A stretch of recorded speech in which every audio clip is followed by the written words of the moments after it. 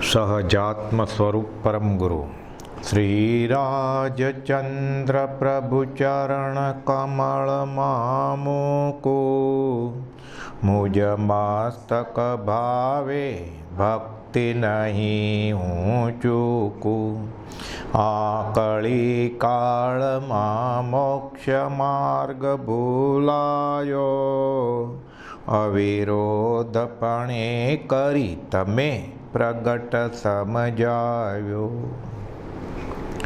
આત્મસિદ્ધિ શાસ્ત્ર ઉપસંહાર આપણે 127 ગાથા સુધી લીધેલું ગયા વખતે. હવે 128મી ગાથા આવ્યા ઉપસંહાર.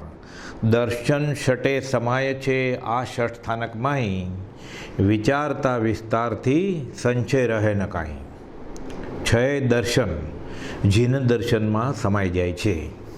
છ દર્શન આ છ સ્થાનકમાં સમાય છે. કુપૌદેવે આત્મા છે, આત્મા નિત્ય છે, કર્તા ભોગતા મોક્ષનો ઉપાય છે. આ 142 ગાથામાં આત્માના મૂળ 6 પદને તો વાત કરી, ગણધરવાદ આત્મપ્રવાદની તો વાત કરી, આખું જીન આગમ 14 પરનો સાર એ તો ઠલવાયો, સાથે 6 દર્શનનો પણ ખુલાસો થઈ ગયો છે.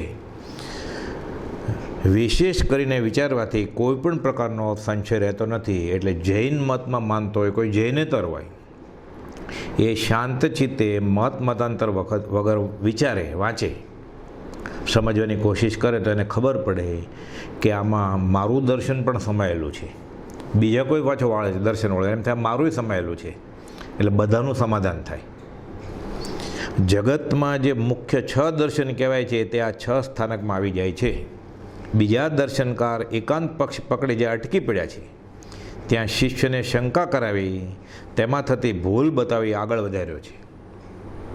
બીજા દર્શનવાળા પોતાનું સ્થાપે કે અમે કહે છે એ જ સાચું અને બીજા કહે છે બધું ખોટું.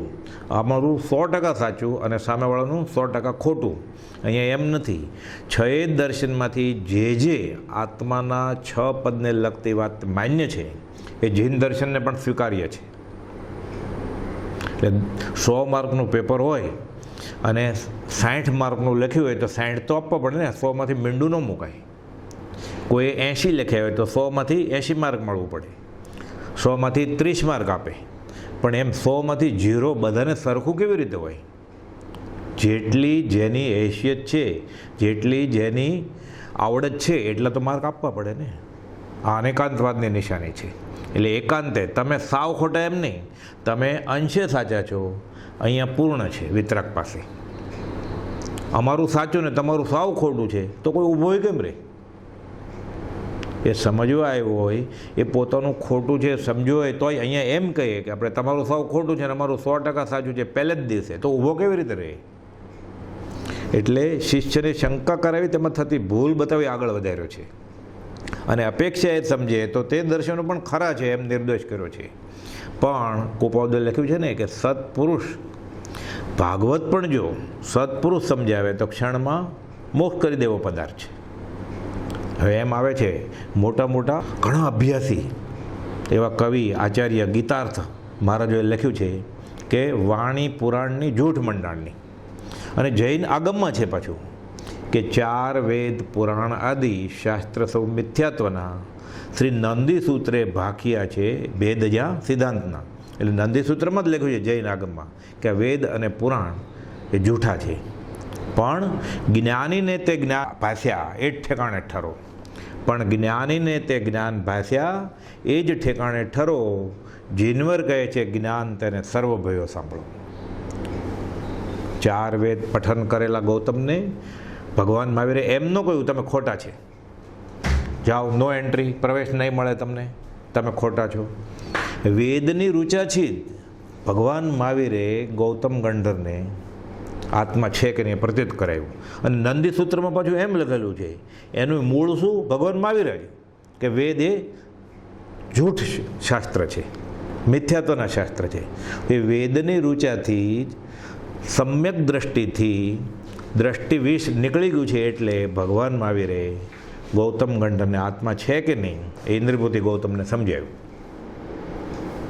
એટલે સત્પુરુષ એ વચનનો જે અર્થ કરે, એ સત્પુરુષને આશય એ વચનનો અર્થ થાય તો બધું સવળું જ છે.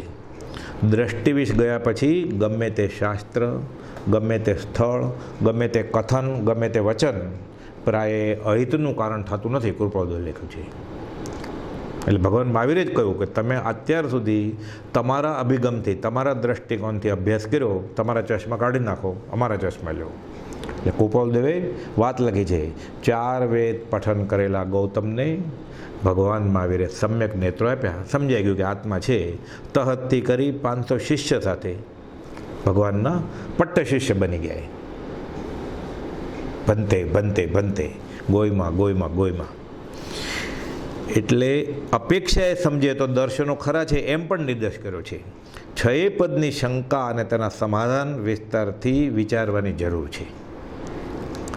6 દર્શન અપેક્ષાએ જેમ છે તેમ સમજાય. એ કોણ સમજાવે? સત્પુરુષ.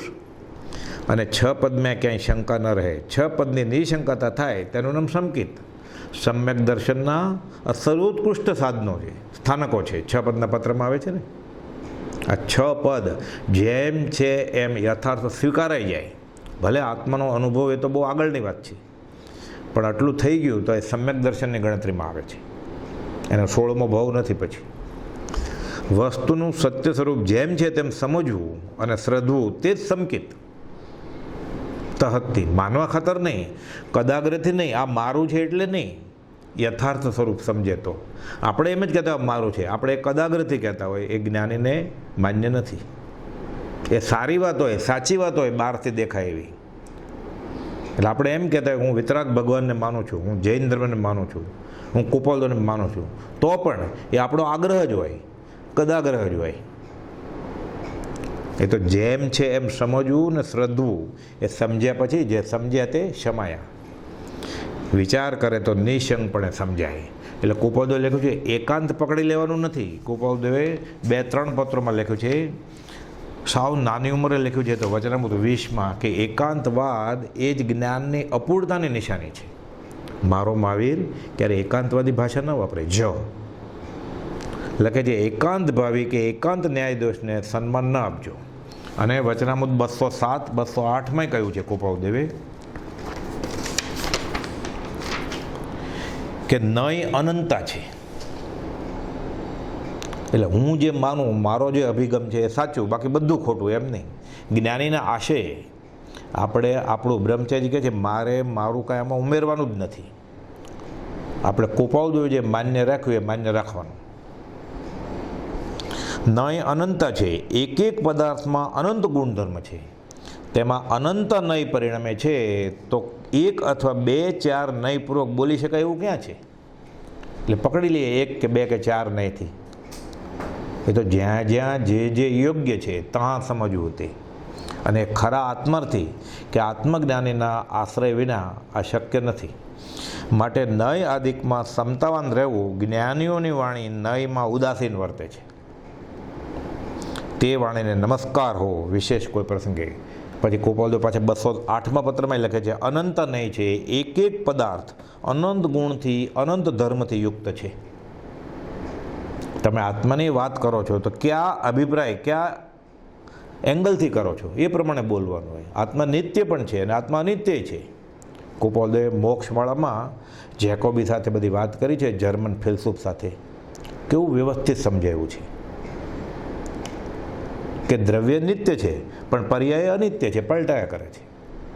તહતથી કરવું પડે સામેવાળાને સેકન્ડ્સમાં. અનંત ધર્મથી યુક્ત છે. એક એક ગુણ અને એક એક ધર્મ પ્રત્યે અનંત નહીં પરિણમે છે. માટે એ વાટે પદાર્થનો નિર્ણય કરવા માગીએ તો થાય નહીં. એની વાટ કોઈ બીજી જ હોવી જોઈએ. ઘણું કરીને આ વાતને જ્ઞાની પુરુષો જ જાણે છે. એટલે આ પુસ્તક વાંચીને ન થાય, આપણી બુદ્ધિથી ન થાય, ક્ષયોપશમ ગમે તેટલો હોય, જ્ઞાનીનો આશ્રય લેવો જ પડે. અને તેઓ જ્ઞાનીઓ નય આદિક માર્ગ પ્રત્યે ઉદાસીન વર્તે છે, જેથી કોઈ નયનું એકાંત ખંડન થતું નથી અથવા કોઈ નયનું એકાંત મંડને થતું નથી. નહીં તો પાછું એકાદ ખંડન ન કરે એટલે મિથ્યા સમતમાં આવી જાય. એટલે એકાદ કે આપણે કાંઈ ભેદભાવ નથી રાખવો, આપણે બધા સાથે સબસે હિલમિલ ચાલીએ. એટલે પછી બીજું મંડન કરી નાખે પાછું, તો એ પણ પાછું મિથ્યા જ હોય.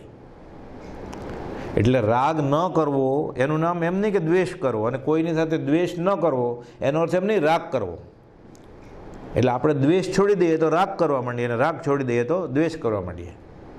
સમભાવ વચમાં હોતું જ નથી આપણું. એટલે આપણે એમ વિચારીએ કે બધા સાથે હળીમળીને રહેવું એટલે કે મસ્જિદમાં ન જવા માંડાય પછી, અને એ ખાતા હોય ન ખાવા માંડાય, કે આપણે કોઈની નિંદા ન કરવી એટલે આપણે પછી દાંડિયાના થ્રો રમવા માંડાય સત્સંગના નામે બીજા સાથે. પાછું એ કૃપાળુદેવે સમદર્શિતાના પાઠમાં 837માં પાઠમાં બહુ સમજાવ્યું છે સરસ રીતે, બહુ લંબાણમાં છે. જાણવાનું, કાળાને કાળું જ જાણે, લાલને લાલ જાણે.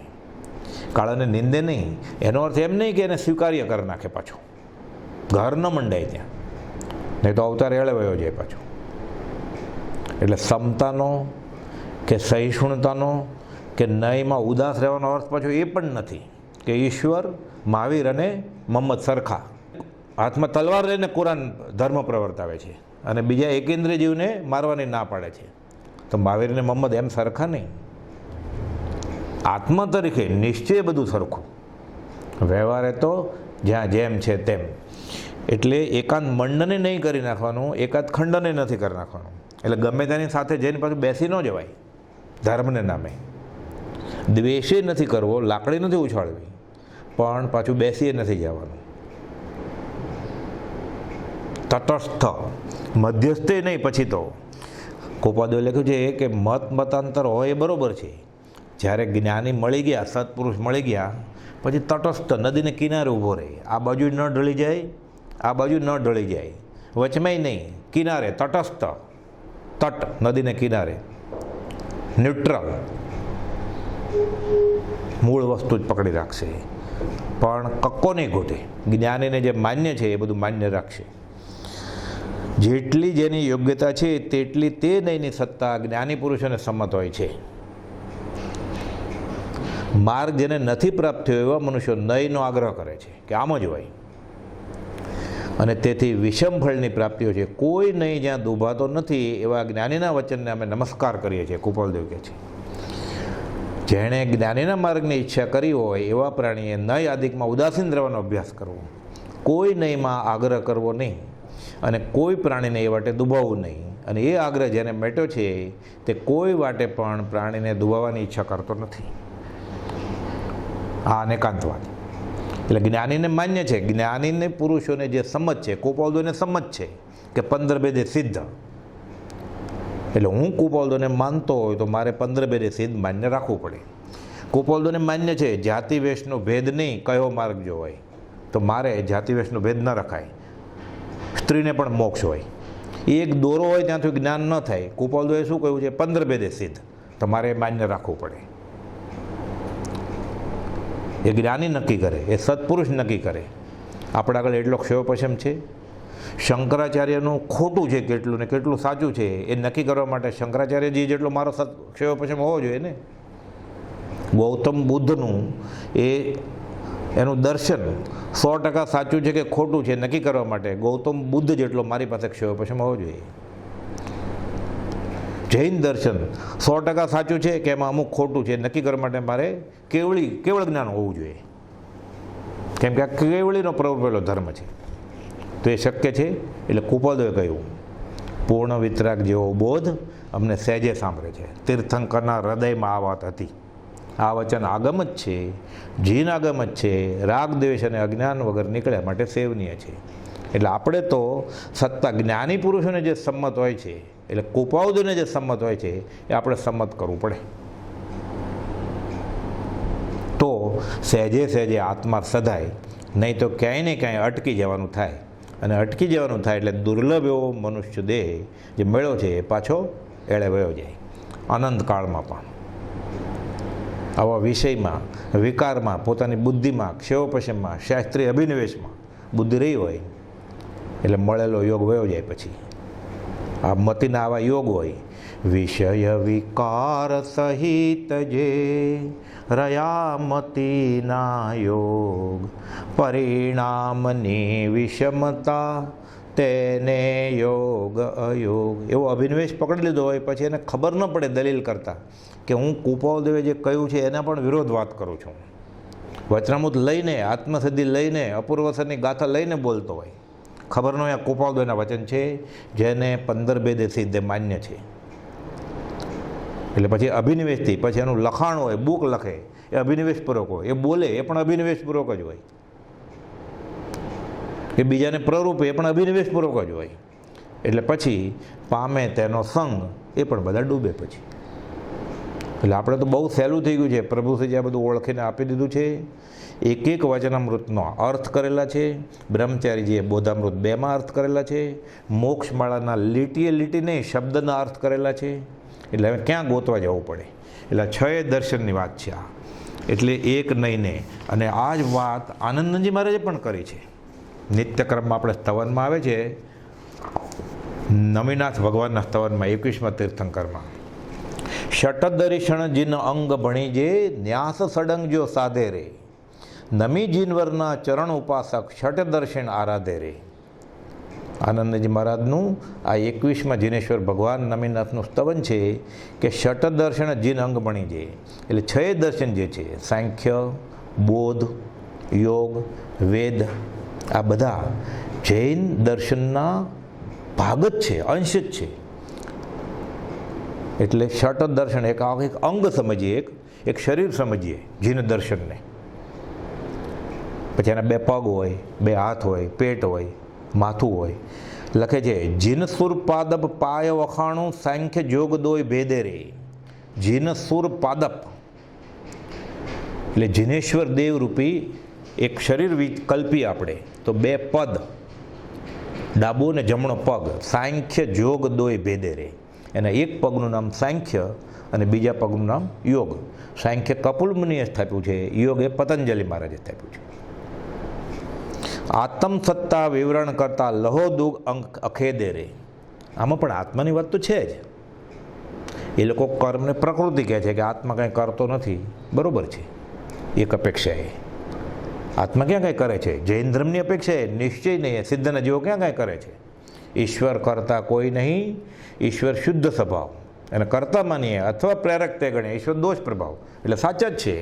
પણ પછી વ્યવહારમાં એ લોકો એમ કહે છે પાછું, તો એમાં આટલું તો સાચું ને. એનું આત્માની સત્તા તો વિવરણ કરે છે ને.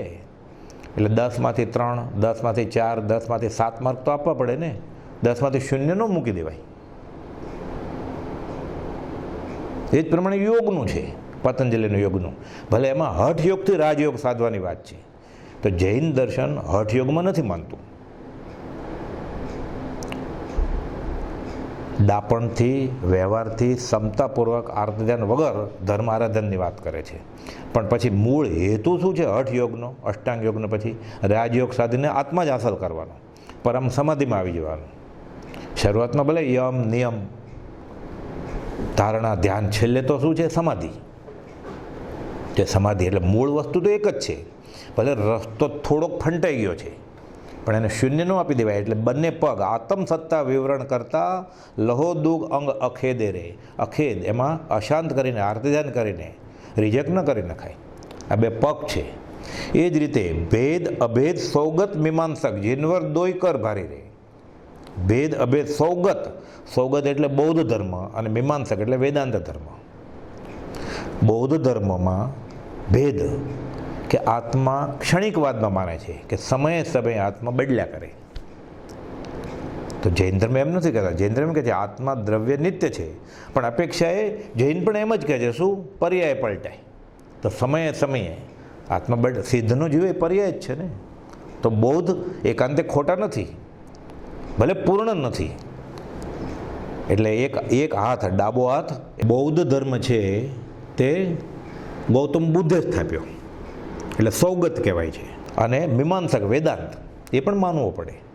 અને અભેદ, વેદાંતમાં અભેદ કે એક જ આત્મા છે.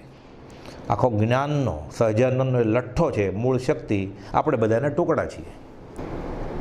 અપેક્ષા એક બી ખોટું કે સ્વતંત્ર સર્વ જીવો સ્વતંત્ર આત્મા છે, અને જેના કર્મ છૂટે એ છૂટ મુક્ત થઈ જાય. પણ બાકીના જે છે કરેલા કર્મ ભોગવવા પડે, પાપ ભોગવવું પડે, પુણ્ય ભોગવવું પડે, પુનર્જન્મ છે, સ્વર્ગ છે, નરક છે, એ તો માનવું પડે ને.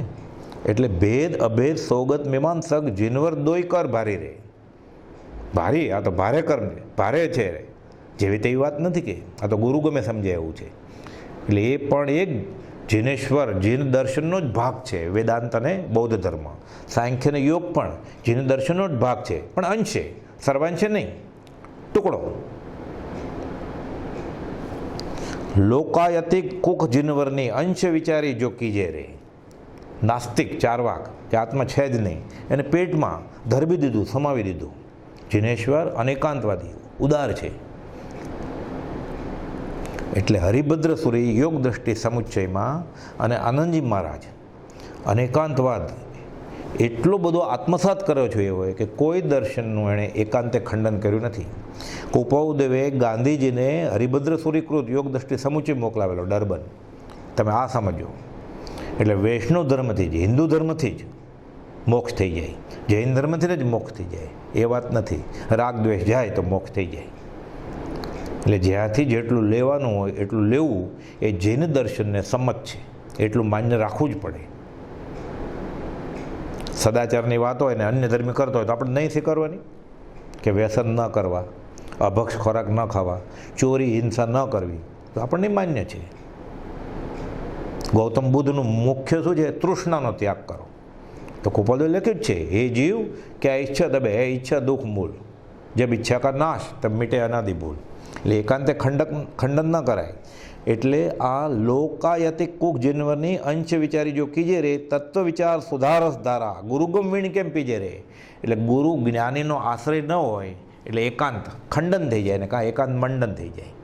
અને એને લીધે આ મતાંતર બધા ફાટી નીકળે. પછી જે અત્યારે દેખાય છે, જૈનમાંય દેખાય છે, કુપાલના માર્ગમાંય દેખાય છે, અને જૈનેતરમાંય દેખાય છે કે જે પોતાને ન થઈ શકે એટલે એ રિજેક્ટ કરી નાખે.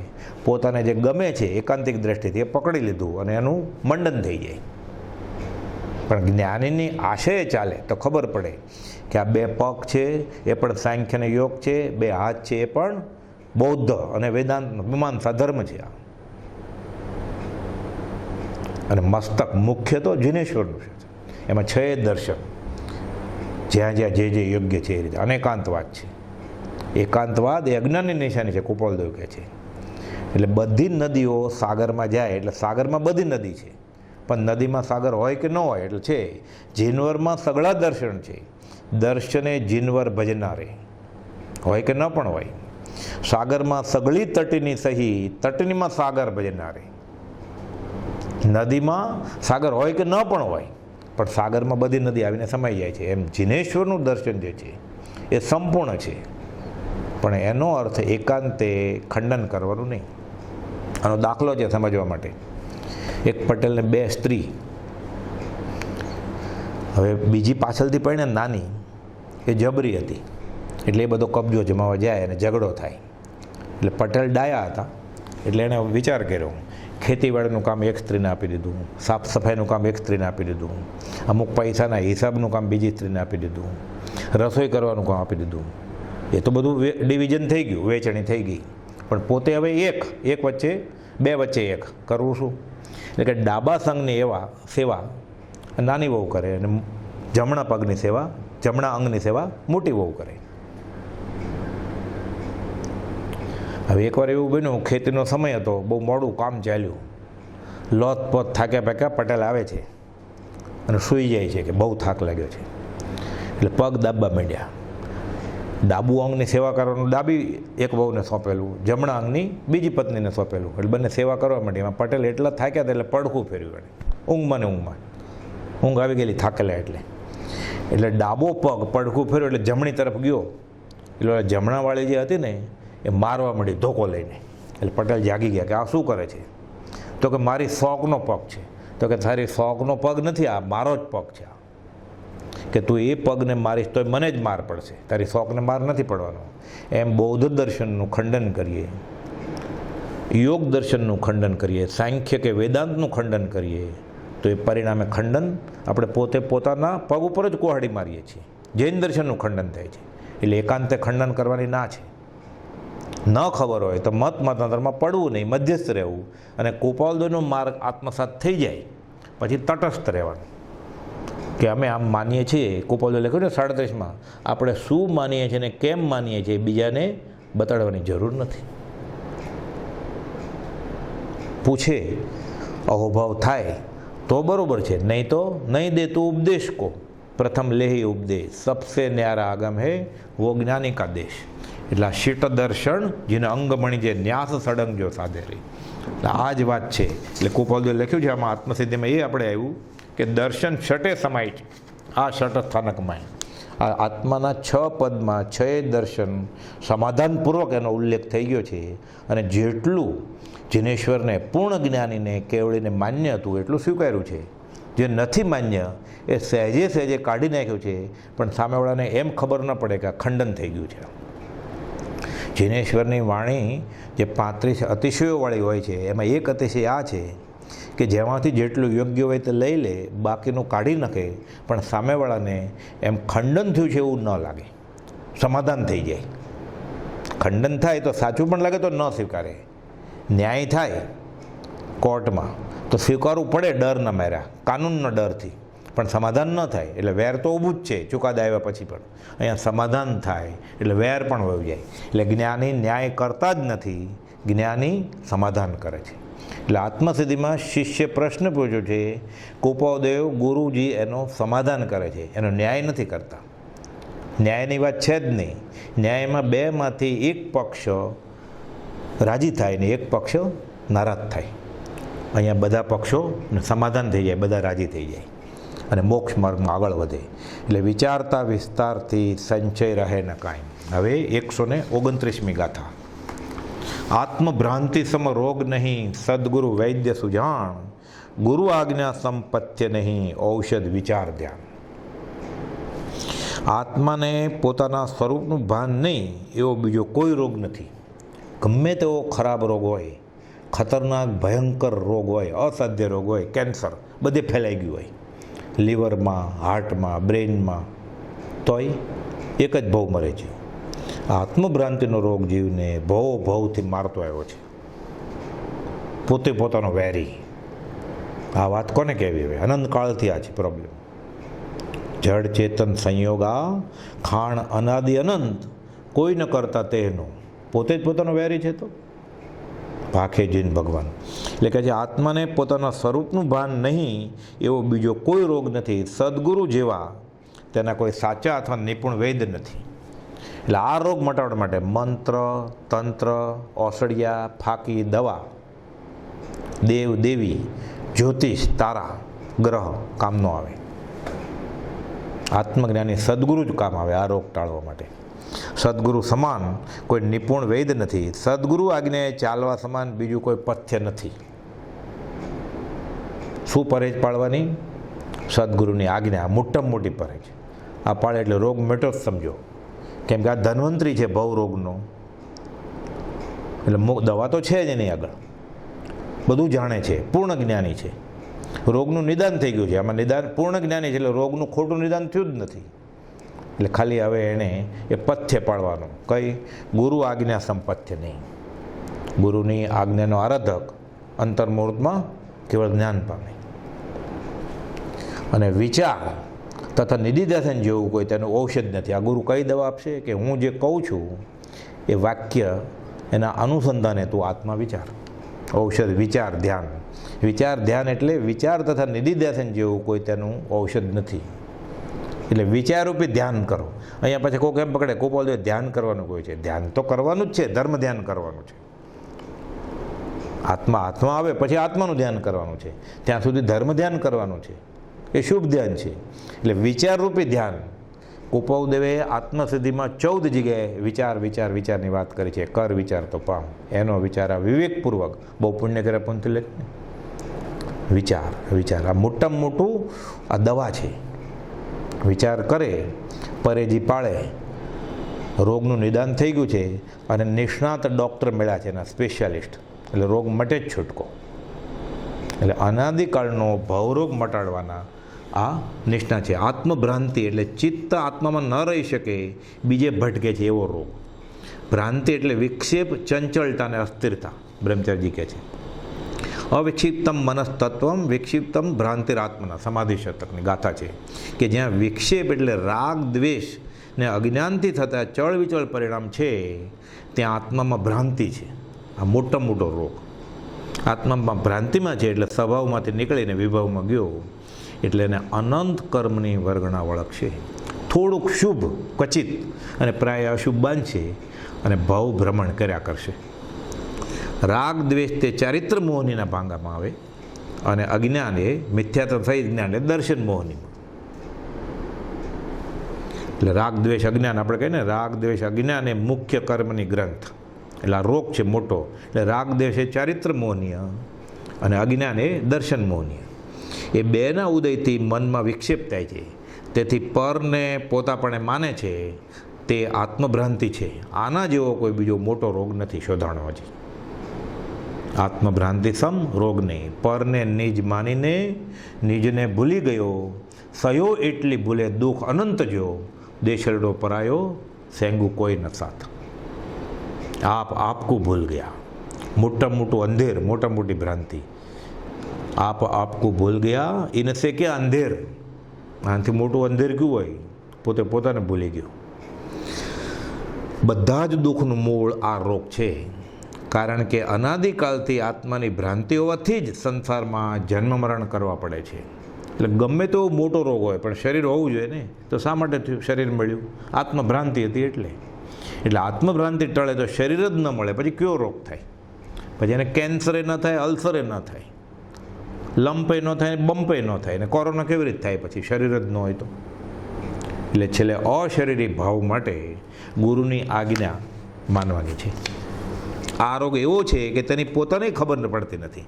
બાકી બધા રોગ તો દેખાય, પોતાને દેખાય ને બીજાને દેખાય. આ રોગ એવો છે કે તેને ખબર પડતી નથી. માત્ર સત્સંગમાં ખબર પડે. એ રોગ કેવા વેદ મટાડે? તો કહે છે સદગુરુ ખરા સુજાણ, અનુભવી વેદ છે. એ પોતે હતા રોગી પહેલાંના ભાવમાં. એને યાદ આવે છે કે અમને પણ આવો રોગ થયેલો, અમે આ રોગ આવી રીતે મટાડેલો છે, અમારો આ સાક્ષાત્કાર છે, અનુભવ છે, તમે માનો. આપણી જિંદગી એટલી મોટી નથી કે બધું આપણે અનુભવીને પછી નિર્ણય લઈ શકીએ. એટલે ઇતિહાસમાંથી નહીં શીખીએ આપણે તો ઇતિહાસની પુનરાવૃત્તિ થશે, એટલે પાછો રખડશું. If we do not learn lesson from history, history will be compelled to repeat itself. આ સિદ્ધાંત છે.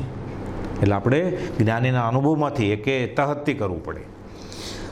તેનો આત્માનો આ આત્મભ્રાંતિ રૂપ રોગ પારખે છે, તેઓ સુજાણ છે, તેઓ બતાવે તે ઉપાયો કરવાથી આત્માનો અનાદિકાળનો રોગ મટે છે. એટલે નાડી હાથમાં લે અને કોઈને કોઈ દવા આપે ડૉક્ટર. ગોપાલદેવ કોકને સજાત્મક પરમગુરુ મંત્ર આપતા, કોકને પરમગુરુ આપતા, કોકને સર્વજ્ઞ દેવ આપતા. આપણને જે આપ્યું એ આપ. કોકને સમયસર વાંચવાનું કહેતા, એટલે આપણે ન લાઇબ્રેરીમાં દોડીને વાંચવા માંડાય. કોકને યોગ વાસિષ્ઠ વાંચવાનું કહેતા, કોકને મોક્ષમાળાનું કહેતા, કોકને શંકરાચાર્યની મણિરત્ન માળા મોહ મુદ્ગર વાંચવાનું કહેતા. એટલે આપણે તો ભક્તિ કર્યા કરવાની. ને વચનામૃત,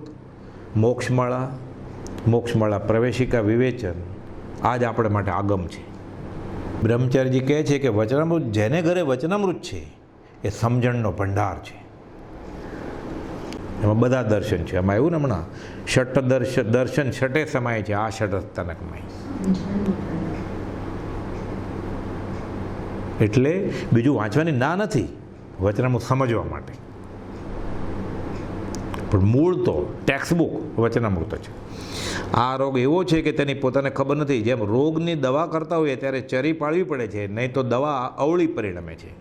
હરિનું નામ રસાયણ સેવે, પણ જો પથ્ય પડાય નહીં, ભવરોગ કદી જાય નહીં. ડાયાબિટીસની દવા લીધા રાખે અને સાકરે ફેંક્યા કરે તો કંટ્રોલમાં કેવી રીતે આવે ડાયાબિટીસ? દવા વધતી જાય અને પછી રિએક્શન થાય. દવા અવળી પરિણમે છે અને નુકસાન કરે છે. તેવી રીતે સદગુરુનો બોધ સાંભળ્યો હોય તે વિચારવો એ દવા છે. પરંતુ તે ગુણ ક્યારે કરે કે જો સાથે સદગુરુની આજ્ઞાએ વર્તે તો. વિચારણા એ આત્મરોગની દવા છે અને આજ્ઞાએ વર્તવું એ પથ્ય ચરી છે. એટલે પરેજી કઈ? ગુરુની આજ્ઞા. અને વિચારવું એ શું? એ દવા. વિચારણા તો બધા કરે છે, પરંતુ સદગુરુના બોધને અનુસરીને વિચારે તો આત્માની દવા થાય. પ્રભુશ્રી દાખલો આપતા એક વાણેનો છોકરો રોજ સવારે પહેલાંના જમાનામાં તો દાંતણ કરે, બ્રશ ન કરે, બેસે અને પટેલ ધણ લઈને જાય, ભેંસનું ટોળું લઈને જાય, એના ઘર આગળ તો રોજ નીકળે. આ વિચારે છે, એક ભેંસ હતી ને એના હાડકા વાંકા ગોળ હતા, શિંગડા. એટલે એ વિચાર કરે દાંતણ કરતાં કરતાં કે આમાંથી માથું જાય કે નહીં આરપાર. બીજે દિવસે નીકળે, રોજ નીકળે, એનો એ જ ટાઈમ દાંતણ કરવાનો અને ઓલા પટેલનો એ ધણ લઈ જવાનો ચરાવવા માટે. એક દિવસ નક્કી કરે છે કે આજે તો પ્રયોગ જ કરજો, જાય કે નહીં. દાંતણ મૂક્યું પડતું, નાખ્યું માથું અંદર. ભેંસ તો ભડકી, લથડ પથડ ભાગી. એટલે આ લબડે છે, પગ લબડે છે, એનું શરીર, માથું શિંગડામાં નાખી દીધું છે, બે શિંગડાના વચ્ચે ફસાઈ ગયું. પછી નીકળે કેવી રીતે? ભેંસ તો ભડકી એટલે સ્પીડ પકડી, એટલે આ ઓર ફસાતો ગયો. કોણ કાઢે હવે? ધૂળ ઉડે, પછી વંટોળ્યો આવ્યો એમ. પછી ભેંસ થાકી અને આ તો લોહી લોહણ થઈ ગયો છે, ઉભર કોકે ઊભી રાખ્યું, પછી કાઢ્યો માંડ માંડ, ખંખેર્યો કપડાં બધા. પછી કહે છે તારે વિચાર તો કરવો તો કે 6 મહિનાથી હું વિચાર કરતો હતો કે આમાંથી માથું જાય કે નહીં. આ વિચાર નહીં, વિચાર તો બધા કરે છે, બ્રહ્મચારી કહે છે, પણ સદગુરુના બોધને અનુસરીને વિચારે તો આત્માની દવા થાય. સામેવાળાને હું કેમ ખોટો પડું, હું કેમ મારા મતનું મંડન કરું, હું કેમ જલ્દી જલ્દી ગુરુજી થઈ જાઉં, હું કેમ જલ્દી જલ્દી ચેલા વધારું, આ નહીં. તેમાં સાથે ચરી પડે એટલે આજ્ઞાએ બધું વર્તન કરે તો રોગ મટે. વિચાર અને આજ્ઞા બંને હોય તો જ આત્મહિત થાય. વિચાર એ જ્ઞાન છે અને આજ્ઞાએ વર્તું એ ક્રિયા છે. જ્ઞાન ક્રિયાભામ મોક્ષ. ખાલી લાઇબ્રેરીમાં જઈને જ્ઞાન ભેગું કરે તોય જ્ઞાન ન થાય, શુષ્ક જ્ઞાની થઈ જાય. ખાલી ક્રિયા કરે તો અસદ અભિમાન આવે ક્રિયાનું. એટલે જ્ઞાન ક્રિયાનો સમન્વય કરવો પડે. વિચાર એ જ્ઞાન છે અને આજ્ઞાએ વર્તું એ ક્રિયા છે. જ્ઞાન અને ક્રિયા બંને મળે ત્યારે કાર્ય સિદ્ધિ થાય. પછી સંકિત થવામાં અને સંકિત થયા પછી પણ આ બંને જરૂરના છે. એ તો પાછું વમી નાખે સંકિત. કુપદે લખ્યું છે, જીવને મળેલું સ્વરૂપ પણ પ્રમાદને લીધે પાછું ગુમાવી બેસે છે. પ્રમાદને લીધે જીવ મળેલું સ્વરૂપ પણ ગુમાવી દે છે. એટલે મેં વાંચી લીધું, મેં કરી લીધું, મેં જાણી લીધું, મેં પાકું કરી લીધું, એમ નહીં. દિવસે દિવસે ચડતે વાને 12મા ગુણસ્થાનકના છેલ્લા સમય સુધી જ્ઞાની માથે હોવા જોઈએ. જ્ઞાન અને ક્રિયા બંને હોય તો જ સંકિત થાય. સુવિચારણા છે તે ધર્મ ધ્યાન છે. સ્વાધ્યાય વિચાર હોય ત્યાં ધર્મ ધ્યાન થાય છે. આત્મભ્રાંતિ અથવા અજ્ઞાન એ જ મોટું દુઃખ છે, એ જ મોટો રોગ છે. તેથી કહ્યું છે કે મુમુક્ષુ જીવને એટલે વિચારવાન જીવને આ સંસારને વિશે અજ્ઞાન સિવાય બીજો કોઈ ભય હોય નહીં. આત્મભ્રાંતિ, આ અજ્ઞાન, આત્મ અજ્ઞાન આ મોટો રોગ છે. આનો ડર કે મારું અજ્ઞાન ક્યારે ફીટે. અજ્ઞાન જાય તો નિશંક અને નિર્ભય થવાય. બીજા કોઈ રોગથી ડરવા જેવું નથી, કારણ કે એ તો પ્રારબ્ધને આધીન છે. એ આપણા ખાતામાં છે જ નહીં, આપણાથી કંઈ ફેરફાર થાય એમ જ નથી. સંયોગ સંબંધે આહ દેહ પ્રત્યે આ જીવને જે પ્રારબ્ધમાં હશે એ વ્યતીત થાય પછી જ જશે. એમાં કંઈ ફેરફાર થાય એમ નથી. સમ્યક પુરુષાર્થ કરવાનો. અને આત્મા, ભાવ પોતાના હાથમાં છે.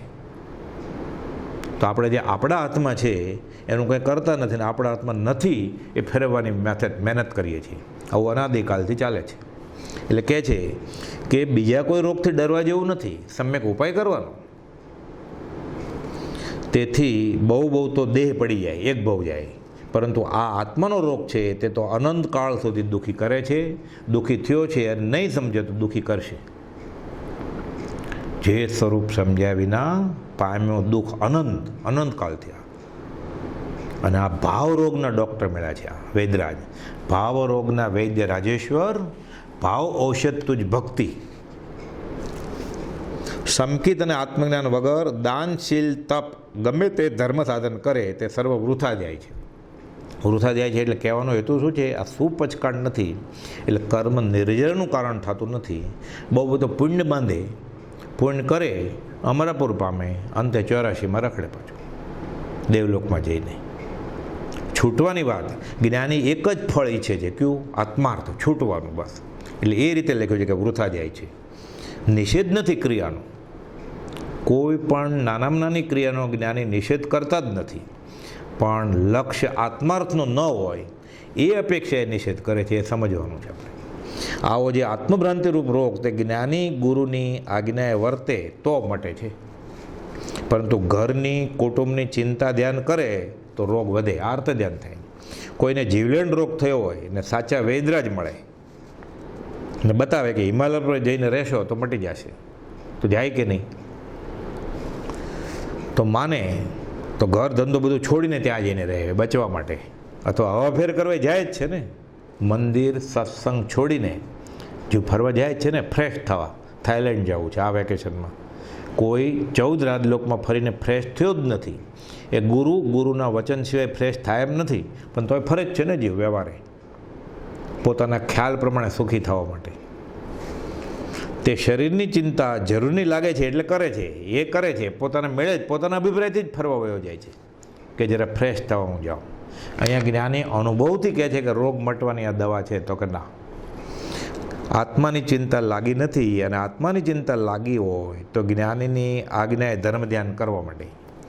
એમ જ્યારે દેહની ચિંતા છોડીને આત્માની ચિંતા થાય ત્યારે જાણવું કે આત્મા જાગ્યો છે. એટલે આ 129મી ગાથા અહીંયા બ્રહ્મચારીજી કહે છે કે આ ભાવ રોગના વૈદરાજ મળ્યા છે, એટલે ભાવ ઔષધ ભક્તિ છે એમની. બાકી બધા અસાધ્ય રોગ હોય, ગમે તેવા ભયંકર રોગ હોય તો એક જ વાર મારશે, આ ભવ મારશે. આ બધું સત્સંગને યોગે ખબર પડે, એમને ન ખબર પડે. એટલે વાંચે પણ કરે નહીં વિચાર, તે પામે નહીં સગળો સાર. વાંચ્યા કરે કાં ક્રિયા કર્યા કરે, એટલે એમાં જ એ નિસરણીને જ ધ્યેય સમજે, ઉપર ચડે જ નહીં, પછી પકડી લે, સાધનને સાધ્ય સમજી લે, પછી આગળ કેમ વધાય. એટલે બ્રહ્મચારી તો કહે છે ને, હું દ્રમક સમય પુણ્ય પણ તો દ્વાર પર આવી ચડ્યો. એ દ્રમકે શરૂઆતમાં માનતો નથી, ઉપમિતિ ભવ પ્રપંચનું પાત્ર નિષ્પુણ્યક. એને રોગે મટાડવો છે, રોગથી ત્રાહિમામ થઈ ગયો છે, પણ પોતાનું કદન છોડવા તૈયાર નથી, પોતાનું એ કદન રાખવાનું પાત્રય છોડવા તૈયાર નથી. પણ એ તો સુસ્થિત રાજાની નજર પડી એટલે પછી એણે નક્કી કર્યું કે આ જ રસ્તો છે. આખો ઉપમિતિ ભવ પ્રપંચ એણે ઉતાર્યો ને પોતા ઉપર.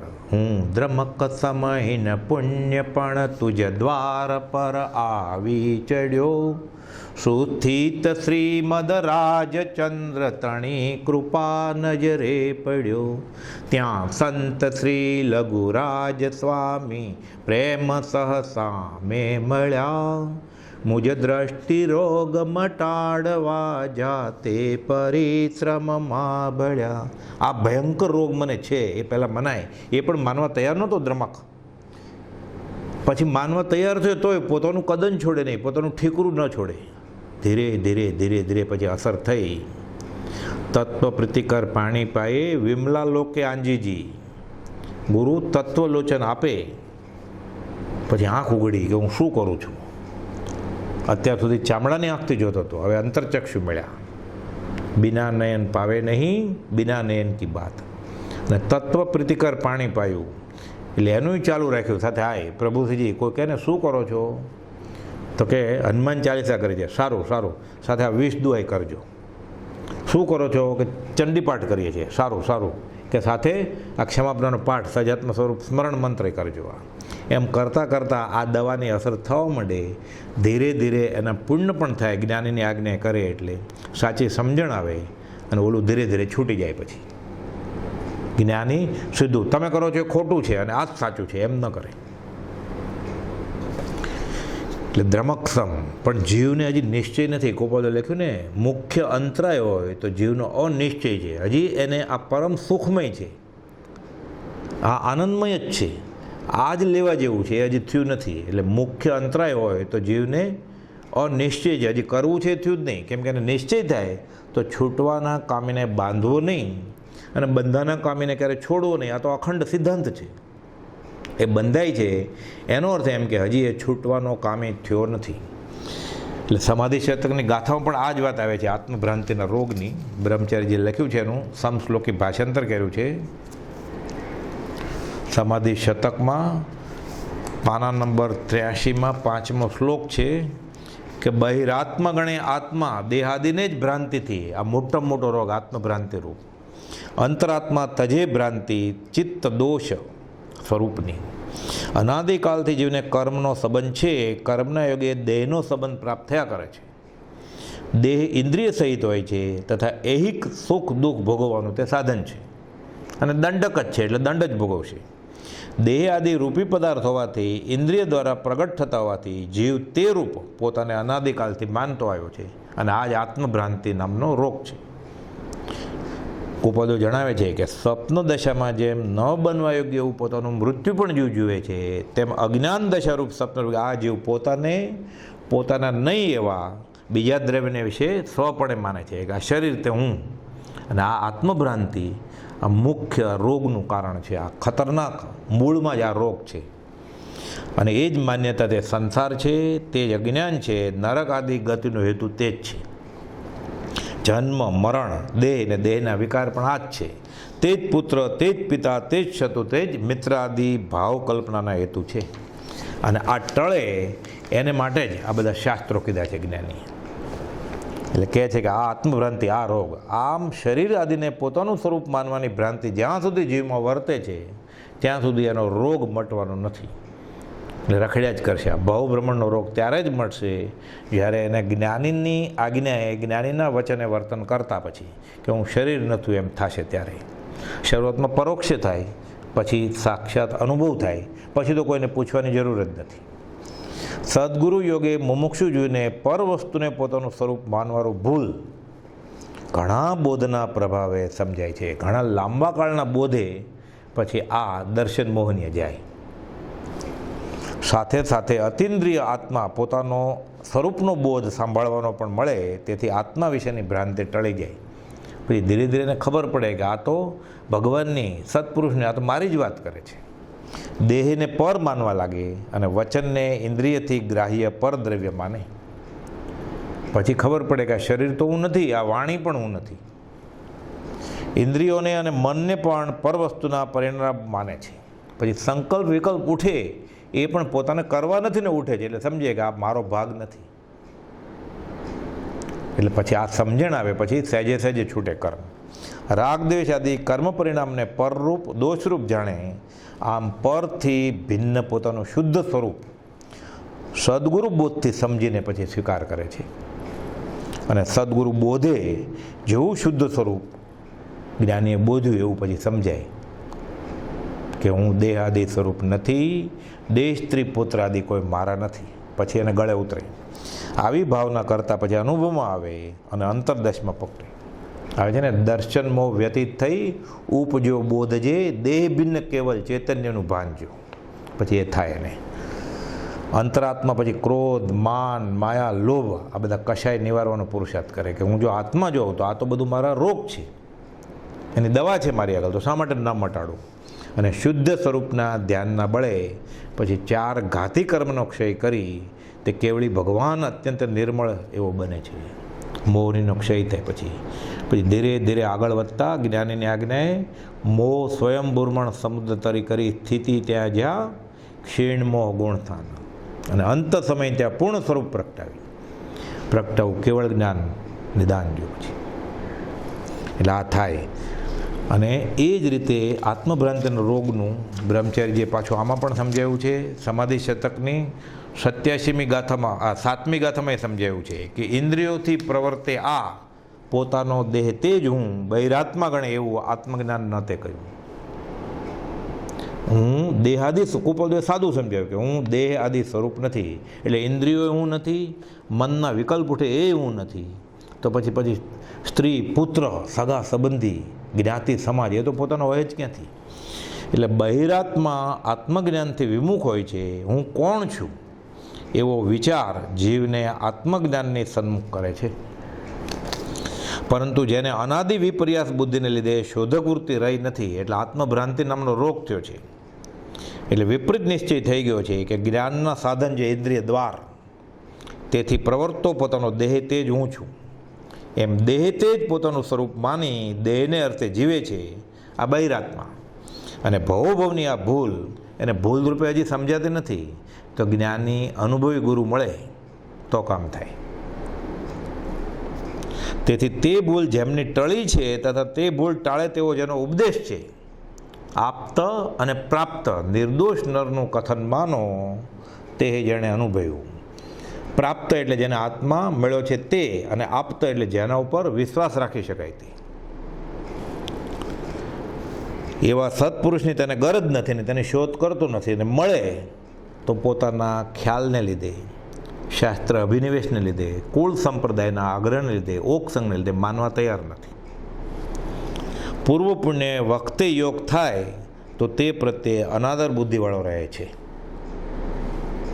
આમ ભૂલનું જ પોષણ કરનાર બહિરાત્માનું સ્વરૂપ ગ્રંથકાર વર્ણવે છે કે આત્મભ્રાંતિ. અહીંયા એ વાત કરી છે.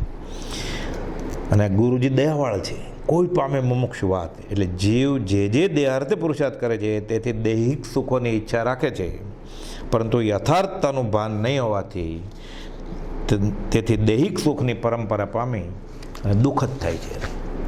અનંતકાળથી શરીરના સુખે સુખી અનંતકાળ એણે દેહને અર્થે આત્મા ગાળ્યો. હવે એક ભાવ જો આત્માને અર્થે ગળાય તો અનંત ભાવનું સાટું વળી જાય, કુપાલદેવ કહે છે. એટલે જે કોઈ કુશળ વૈદ્ય દર્દીને દેખતા તેનું દર્દ પારખી લાવી, કુપાલદેવને ખબર પડી જાય. ખાલી નજર ગઈ, બ્રહ્મચારી લખે છે સુસ્થિત સિમજ રાજત્રણી, દ્રષ્ટિ ખાવે પડ્યો, ખાલી એની દ્રષ્ટિ પડી ખાલી. અને તાવ આવતો હોય તો શરીર ફાટે, કમર દુખે, માથું દુખે, એમાં અશક્તિ રહે, ખોરાક ઉપર રુચિ થાય નહીં, આદિ સાંભળતા દર્દીને થાય કે મને આ કહે છે તેવું થયા કરે છે. પૂછ્યા વગર જ આ ભવરોગના ડૉક્ટર તો રોગનું નિદાન કરે છે. તમને આ સંશય છે, આવો ઇન્દ્રપતિ ગૌતમ, તમને આત્મા છે કે નહીં એ શંકા છે, ફરિયાદ કર્યા વગર જ રોગનું નિદાન કરે છે. આવો સૌભાગભાઈ, તમે આ લઈને આવ્યા છો, ગલ્લો ખોલો. અહીંયા તો ફરિયાદ કરવાની જરૂર નથી, એ જાણે જ છે. માટે આવા કુશળ વેદની દવા લેવી ઘટે છે. તેમ આ ગાથામાં કુપાલદેવ કહે છે કે આત્મભ્રાંતિ સમ રોગ નહીં, સદગુરુ વૈદ્ય સુજાણ, ગુરુ આજ્ઞા સંપત્ય નહીં, ઔષધ વિચાર ધ્યાન. વિચારવાને લાગે કે આ લક્ષણો તો મારામાં બધા છે જ, મતાર્થીના લક્ષણ. પછી આત્માર્થીના લક્ષણ કહે કે આ કર તો તારો રોગ મટે.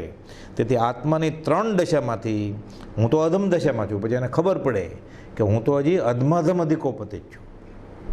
આવું થાય એટલે સાધન કામ આવવા માંડે. પછી તો મારે તે દશા તજી ઉપરની દશા પ્રાપ્ત કરવા યોગ્ય છે.